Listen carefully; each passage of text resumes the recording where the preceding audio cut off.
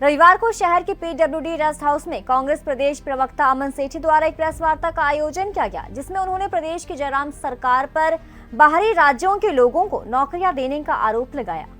अमन सेठी ने कहा कि प्रदेश सरकार हेल्थ वर्कर भर्ती में नाइंसाफी कर रही है। उन्होंने कहा कि कांग्रेस इसका जमकर विरोध करती है।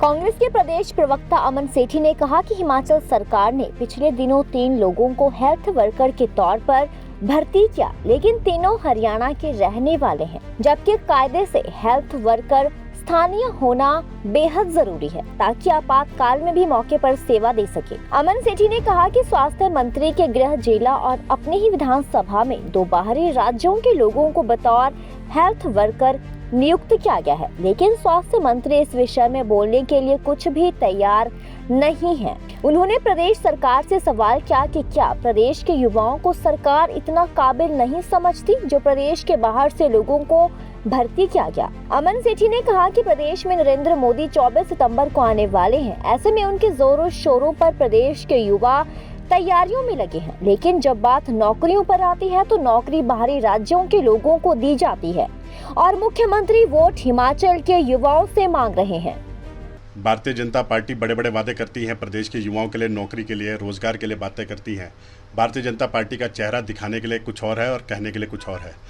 ताज़ा उदाहरण यही है कि अभी स्वास्थ्य विभाग में मेल हेल्थ वर्कर की नियुक्तियां की गई, जिसमें 3 लोगों की नियुक्तियां हुई।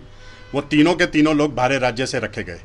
मैं सवाल पूछना चाहता हूं माननीय मुख्यमंत्री जी से, स्वास्थ्य मंत्री जी से, कि क्या हमारा हिमाचल का युवा इतना सक्षम नहीं है? क्या हिमाचल का युवा हमारा इतना सक्षम नहीं है कि आप उनको, हिमाचल के युवाओं को नौकरी दे सके? जो इसमें 3 लोगों को नौकरियां दी गई, वो तीनों के तीनों हरियाणा से ताल्लुक़ रखते हैं। और सबसे मज़े की बात यह है कि इसमें हमारे राज्य के जो स्वास्थ्य मंत्री है, उन्हीं की विधानसभा क्षेत्र में 2 लोगों को नौकरियां दी गई मेल हेल्थ वर्कर के लिए। तो सीधा सीधा ये सरकार के ऊपर सवाल है कि सरकार के जो चेहरा है वो दिखाने का कुछ और है और कहने का कुछ और है। जो युवाओं को छला जा रहा है, उनके भावनाओं से खेला जा रहा है। और इसी विषय में मैं यही कहना चाहता हूँ कि जो भारतीय जनता पार्टी और माननीय मुख्यमंत्री इस सवाल का जवाब दे कि क्या हिमाचल का जो युवा है वो सिर्फ वोट देने के लिए है और नौकरियां जो है वो बाहरी राज्य के लोगों को दी जा रही है। जो बड़ी बड़ी बातें करते हैं, आने वाले कोई इसी महीने के माह के आखिर में प्रधानमंत्री जी जो मंडी में आ रहे हैं और युवाओं का एक सम्मेलन कर रहे हैं, होर्डिंगें बड़ी बड़ी लगाई जाइए कि 1 लाख युवा उस सम्मेलन को सुनेगा।